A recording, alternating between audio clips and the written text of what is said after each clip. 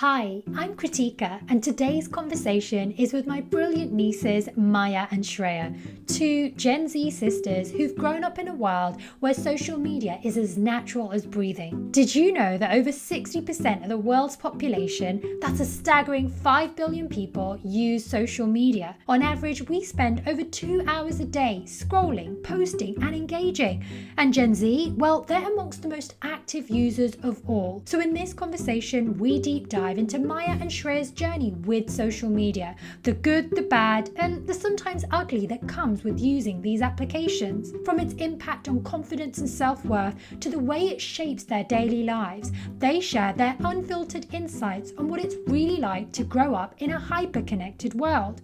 Their perspectives are both fascinating and eye-opening. This one's a must listen for anyone who uses social media. Really excited for the conversation today because I'm joined by some young Gen Zers, Maya and Shreya. You having a good Sunday so far? Yeah, just doing coursework. It's been quite chill. I did go to bed quite late yesterday. Were you binge watching something on Netflix? No, I wasn't. Just a late night? Not Just a partying, late Maya, was night. it? Maybe a little. Amazing. Now, our conversation today is all about social media, and you guys are digital natives. You've grown up with Instagram, you've grown up with Snapchat, and more recently TikTok as well. So I really just want to kick off by asking you, what was it like growing up with social media, and when did you start using it? So for me, I started using social media when I got my first phone. So that was year 7 of high school. I immediately just had WhatsApp and Snapchat. And then probably unlike most people, I got Instagram really late. So end of year 13, just before I came uni. And then TikTok was during the COVID era, probably when it started booming. What about you, Maya? It is interesting that Shreya does say WhatsApp and Snapchat because when I first thought about it, I thought about Instagram being the first social media and I didn't actually classify WhatsApp in my head. So now that Shreya does say it, I do realise that I did have social media quite early because I was quite fortunate to have a phone in year 7.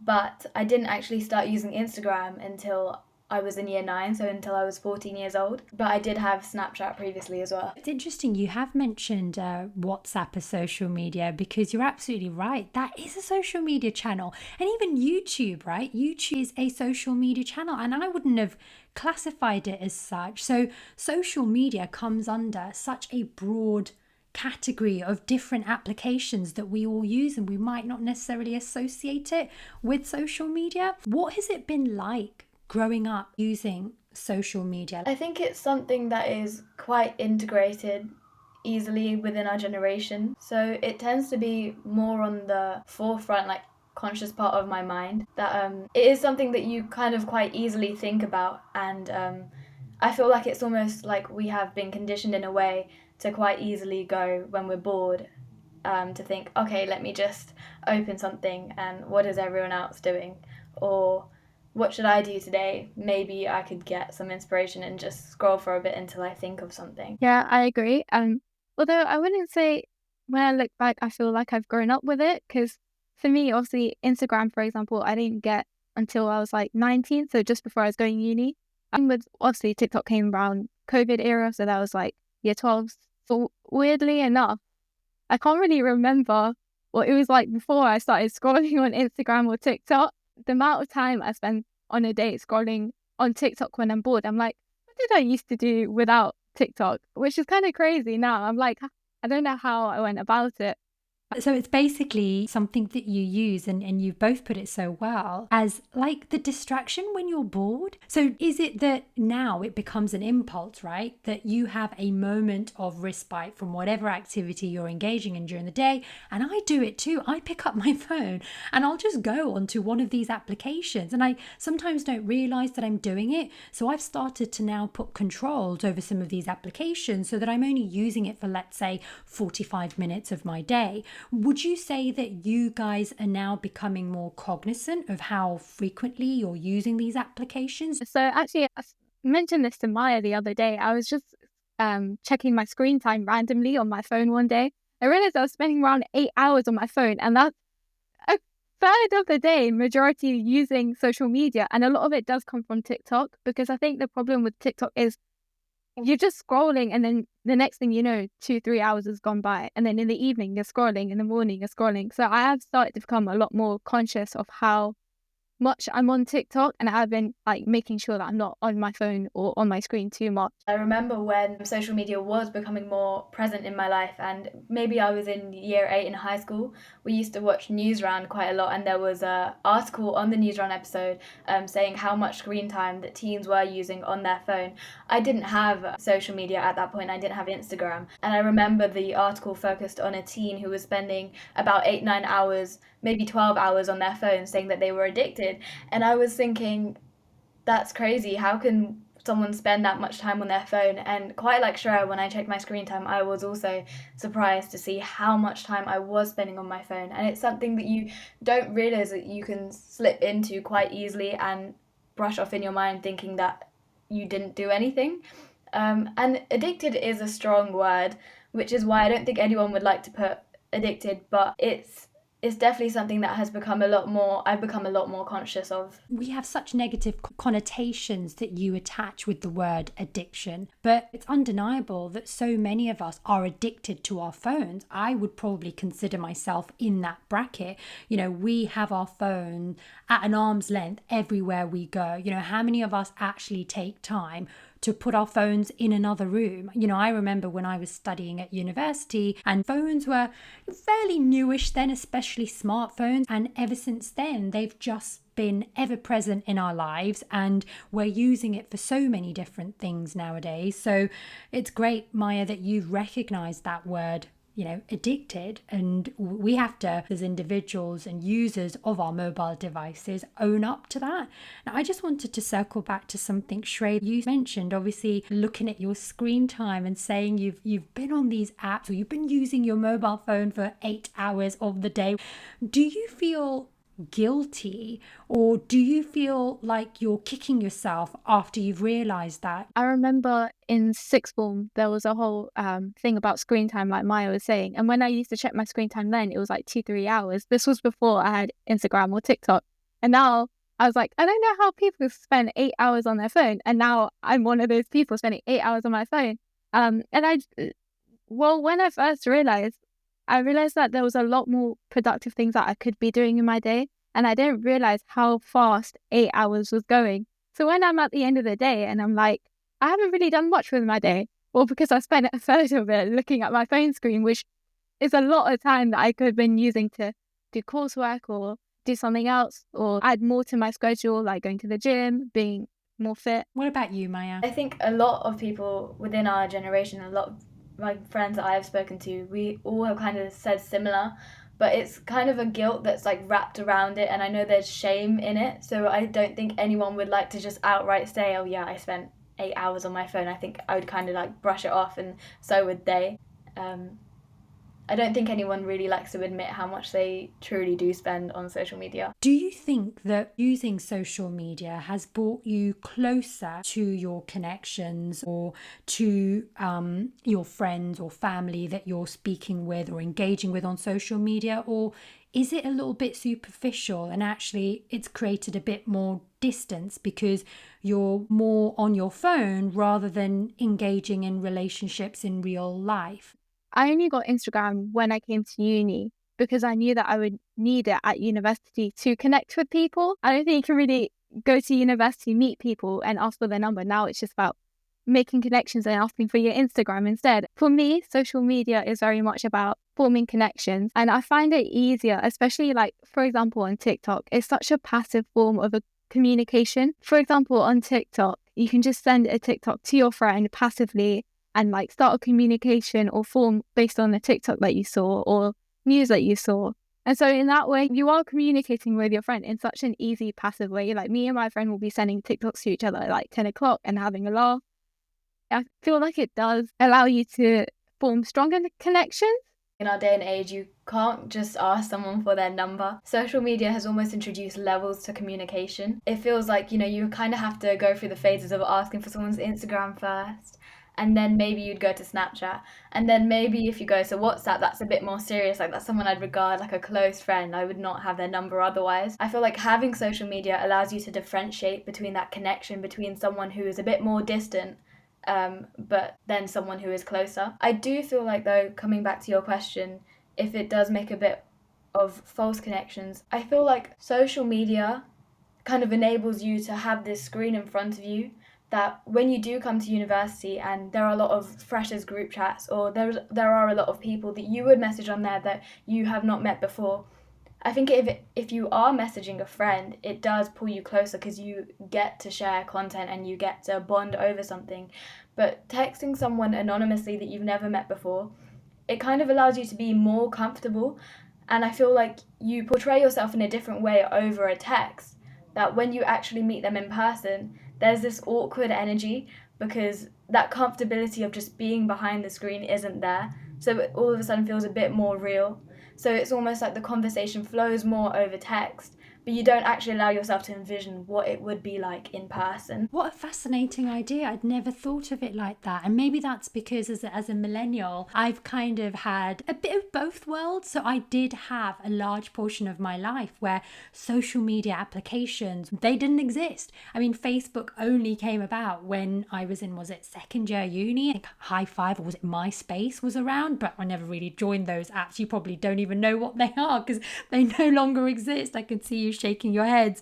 But it's so interesting, Maya, that you mentioned that point about the being behind the screen, the almost anonymous person that you could be. And Shreya, earlier you mentioned that passive form of communication that social media allows, which again, I hadn't thought of it like that. Now, I kind of just want to address something around the pressures that I suppose your generation might have around looking perfect, looking a certain way, projecting a certain type of persona on social media. Is that something that's affected you ladies? Yeah, 100%. I feel like it's just human nature to compare to other people. And so when when you're seeing people on Instagram or TikTok posting about their lives, it's so easy to compare yourself to them. And a big one for me, especially at this stage of my university career, is LinkedIn. It's just seeing so many people who are on the same degree as you, who have got all these experiences, all these job applications, all their achievements. And it's so hard not to compare where they are and where you are, even if you're in the same boat. Definitely from TikTok or Instagram, seeing other people going out, going on holiday, all these TikTok trends that are coming about based on looks or relationships. For me, it's quite hard to realize I shouldn't be comparing myself. So there's definitely that pressure. And I feel like one of the reasons I didn't get Instagram till so late was just because I was so nervous in high school, and you would hear people talking about other people's posts and stuff. So I just never wanted to go on Instagram because I knew the pressures, or I almost felt that I would be judged the minute I got it. So I just didn't even get it till I had to. And even then, I don't post that much. And me and Maya, both when we post a story, that pressure to look perfect almost is, we'll collaborate on what story shall I post, what song shall I post. Is the picture blurry? And the amount of times we'll delete it and repost the same thing just so that we get that ideation of looking perfect, when in reality, no one really cares. I almost don't want to say that I feel the pressure from social media, but I feel the pressure that social media enables me to feel, because it's almost like it allows you to have this outlet to be able to see everyone, to be able to compare yourself, but it's not social media itself that you're feeling pressure from, it's everyone else, it's people. I was also quite nervous just to get Instagram in the first place, thinking, okay, well, I need to build followers up. How can I have Instagram if I don't have followers? Like, am I allowed to have an account if I just have 5 followers? I mentioned that I got Instagram in year 9, but it wasn't actually me who got it. My brother installed it on my phone for me because I was too nervous to get it. And I remember I was on holiday and I wanted to get it because I was seeing him on Instagram and I was seeing him engaging with everyone, and I had seen everyone in school have it and talk about it.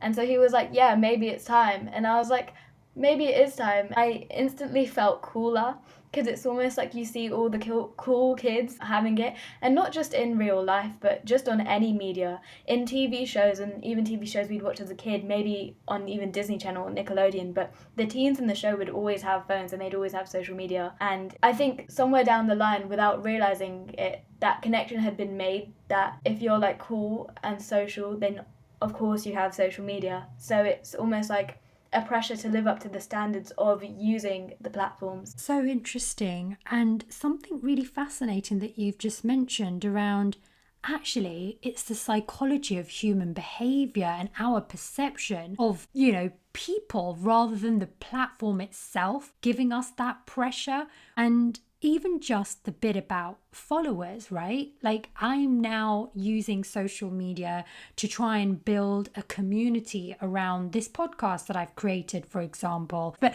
it's so like, oh wow, how do I get this to the masses? Because you do start thinking about the metrics, you do start thinking about the followers, and it's a shame that we sort of feel that we have to put out content that has to look perfect. As Shreya, as you put it, you'll be thinking which one is the best picture to put out there, and that illusion of perfection that we strive to achieve, which actually we really don't need to, right? Something that I just want to touch on is, do you ever feel that it's hard striking that balance between being present in your real life and also being active online? I do think the line between being present online and in person can definitely get blurred. I feel that more applied to me when I was maybe in school and I was more excited about social media platforms, and wanting to be on it, that I would probably forget of what I could do in person because I wanted to be online. Now that I'm in university, I actually don't find myself on social media that much because I am interacting with people in my day to day life. I just came back from the winter break, and when I was at home and I was checking my screen time, I realized just how high my screen time was. Whereas when I came to uni and I checked my screen time recently, I've only been spending 3 hours on my phone, which I was really surprised to see. Maybe it's because now that I'm getting older, when I'm with my friends, I don't really tend to be on my phone as much. So we'll go on walks or go for dinner, and I don't see myself picking up my phone and scrolling on social media. Maybe in like high school or when you're like younger and it's more new, you tend to like check it every now and then. But I don't really find it blur because I find that when you're spending time in person, you just tend not to look at the social media. I'm only really on it when I'm like by myself, usually. I like people watching when I'm out and about, and it's always fascinating when I see the amount of individuals when they're on their own with their phone in front of them, or sometimes I'll go to a restaurant with my husband and I like observing how many people have their phones out, when you're having dinner.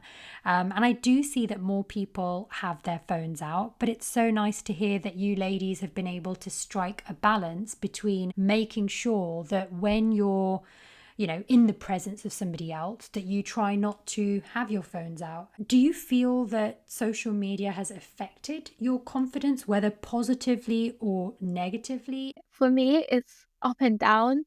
Scrolling on TikTok is so easy to see hate comments that you get from other people. And it goes back to the whole thing that people can be anonymous online. So when you're on a TikTok and you see people posting, you can go to the comments and sometimes you'll see so much hate comments and it does kind of knock your confidence. Or you'll be on TikTok and you'll see someone with an insecurity that you didn't realize was an insecurity, but now you possess that insecurity in a way. But then on the flip side, sometimes you do see people who post stuff in the promotion of confidence. I know there's a TikToker who posts about just accepting your own beauty. It's just being confident with yourself, within yourself. So then, yeah, so it is very up and down, I would say. I think Shreya touched on a really big point there. I didn't really realize, but when you do scroll on TikTok and you do see people portraying their insecurities, maybe to assess with everyone else if it's okay, and you see stuff that you never would have heard about, like, I don't know, I've heard like about the thigh gap or various little stuff like a smaller waist, a straight teeth, or a crooked nose. I mean, like having a good like side profile, and you start to see all these things and you do realize that, okay, maybe I could do this, and this. And then you do have to realize that, of course, people do use various different devices to make themselves look better online. I think it depends on what side of social media you're on. Confidence, for me, it can be boosted by social media, by people who are being real and sharing themselves honestly, showing insecurities that maybe I truly have, that I see in person. I realize, okay, so other people do see that.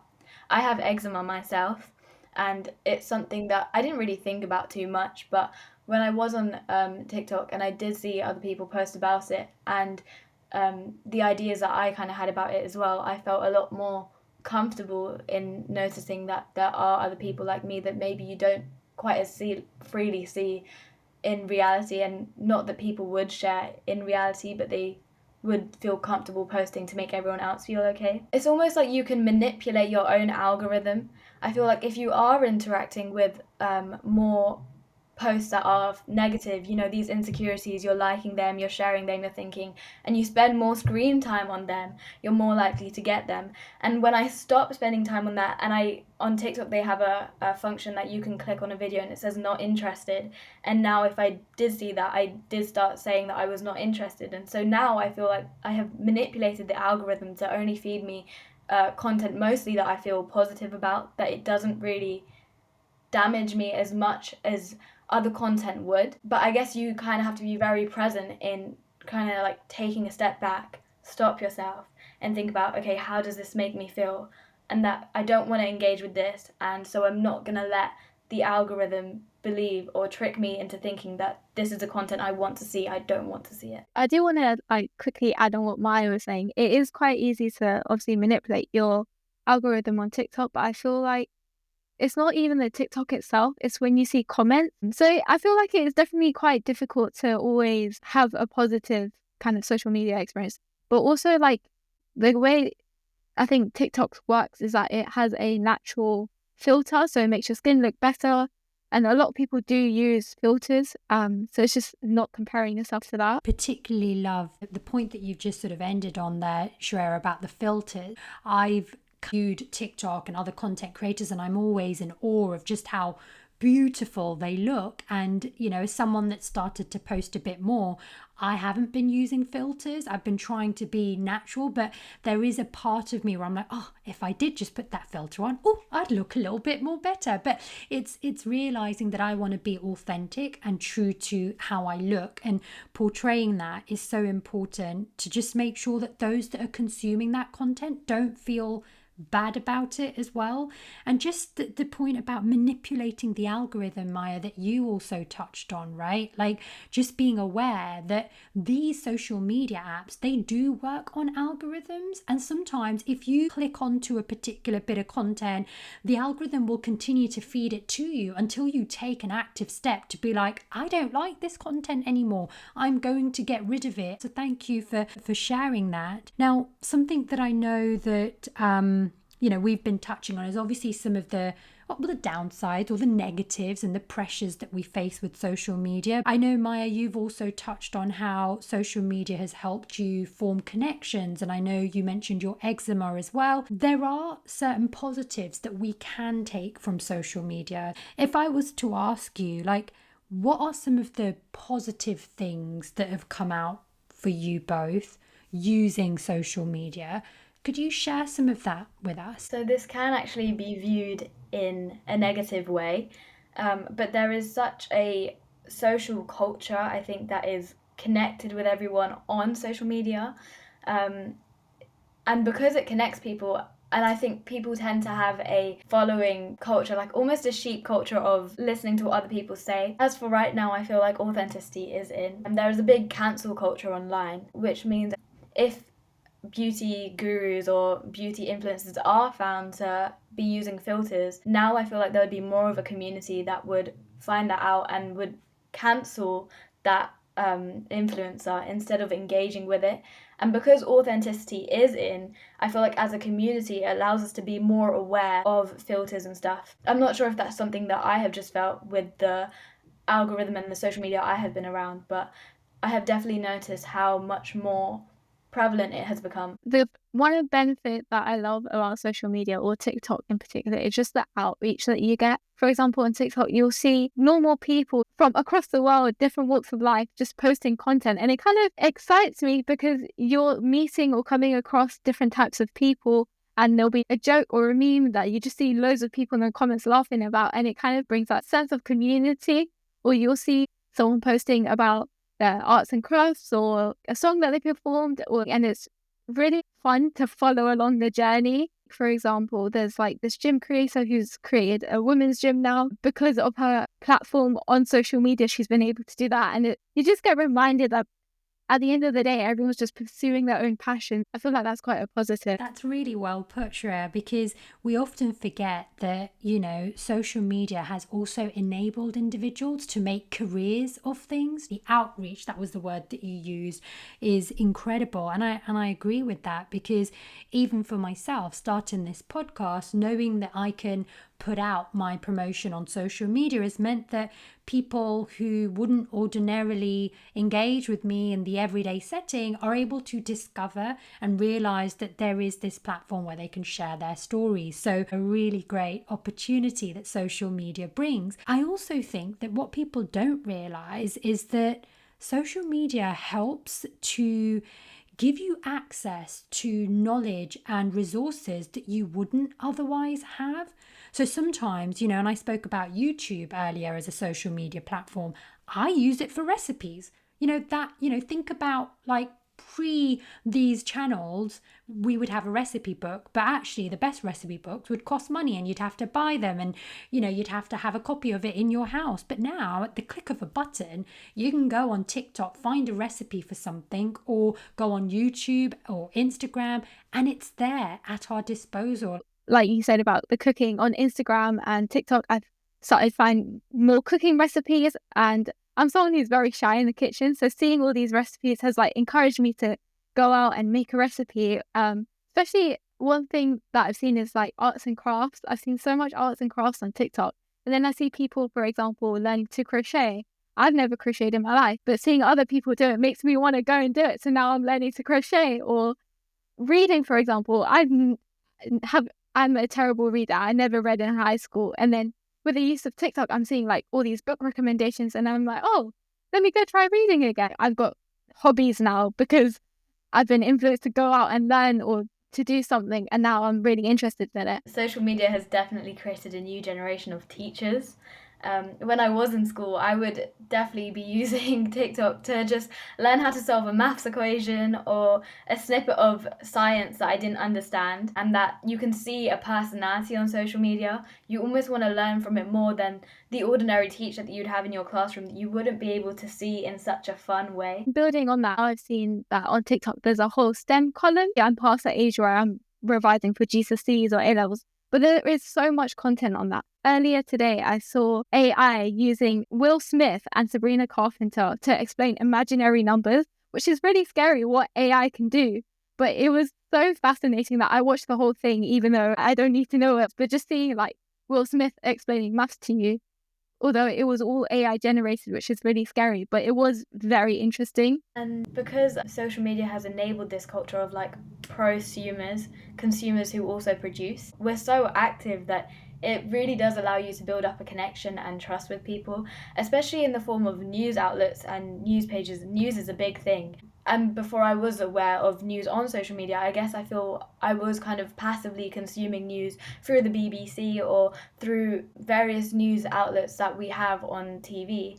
But because you're allowed to see and build a connection and interact with producers on TikTok, for example, you have so many different angles of news to consume that I feel like it's made me more analytical in what I am listening to, that you have the choice of critically thinking about what news stories you should hear or how it could be twisted. I definitely realize I do trust news on TikTok, maybe perhaps a little bit more than on generic media, because it is unfiltered. That's a very interesting point that you make there, because I see it how individuals are turning to social media channels for their consumption of news. So there's definitely that. But I know there's this whole thing about fake news as well. Shreya, you referred to AI generated content with Will Smith that you were sort of consuming. Yes, that was educational content. But, there's also that fine line, isn't there, between, well, what is the correct information that I'm getting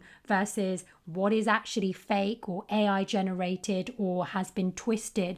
But what I liked, Maya, is how you put it, in the fact that you now have an outlet to consume news in perhaps what might be an unbiased way, Because granted, when you do consume news from certain channels or certain outlets, they might have their own agenda. So that's definitely an interesting point that you ladies have touched on. Now, if you were to give advice to someone who's just created an Instagram account or a TikTok account or any social channel account for that matter, what sort of advice would you be giving to them? I would say be careful of what you're posting, especially on like TikTok, or if you have a public account. You have to remember that social media is available to everyone, not always people with the best intentions. So just to be mindful, and that it is around forever. You know, something that you may post might come up in 10, 15 years times. And we've seen it with celebrities, for example. So just to be mindful about if you're posting what you're posting, maybe have the comments off if because of the hate comments. If you're not posting, also just being mindful of the time that you're spending on social media and realizing that what people are posting is just a fraction of their lives, not all of their lives. So not comparing yourself to other people. I think Shreya touched on a big point there, that social media is a fraction of your life. And when you first start posting, and everyone does, you just kind of want to post a happy moment. So it's not real completely. You have to take it with a pinch of salt. But we did have workshops in school to remind us that the digital footprint is real. We're both going into the working world and stuff can come up. And similarly, you kind of almost have to be active as well, because if you don't have a digital footprint at all, it's like, are you a ghost? Do you exist in this world? I mean, I'm trying to go into a field such as marketing, and social media is going to be ever present, but it's something that allows you to showcase that you are real and genuine, and employers are seeing that. And remember, that you can manipulate your algorithm instead of your algorithm manipulating you. Brilliant point to actually wrap up on. It's going to be ever present, you know. The fact that you mentioned you could just be a ghost if you don't have anything is also interesting. And I know, Shreya, earlier you mentioned LinkedIn as a social channel, which we haven't, spoken about at great length through our conversation today. But it's interesting that actually whatever you put out there, your prospective employer might be seeing it as well. Now, I could go on talking about this to you ladies for forever, but just in the interest of time, I'm going to end with the final question that I ask all my guests. And seeing as our conversation has been about social media, I want to ask you, what's your journey with social media looking like? When I first got social media, because I was so excited to be on it and I wanted to spend so much time on it, I would allow myself to. Now that I have been able to experience it and I have realized that it's probably not as great as the pedestal I'd put it up to in my head, I want to be more present and I want to be off it. As I grow older, I would build a little bit more distance in the way that I'm interacting with social media, to not be on it so much and to actively stop the doom scrolling. So far, it has changed a lot. When I first got social media, I was very much, I don't want social media. I'm scared to be on it. I'm scared to be judged. Started posting a little bit. I was still scared. And I realized we're just all human at the end of the day. And going forward, definitely hoping to end the doom scrolling, but also using social media for the stuff that I want to use it for, to continue learning different hobbies, how to make fun stuff, different recipes. Brilliant. Thank you so much for your time, Maya and Shreya. Thank you. Thank you for having us on. Thank you for listening to this episode of Journeys with Kritika. If you enjoyed this episode, please rate and share. I'd love for you to hit the follow button wherever you get your podcast so you never miss an episode. And if you have a journey that you want to share, email me at journeyswithkritika@gmail.com or reach out via my socials. I'm on Instagram and TikTok. Just search Journeys with Kritika, because your journey is extraordinary.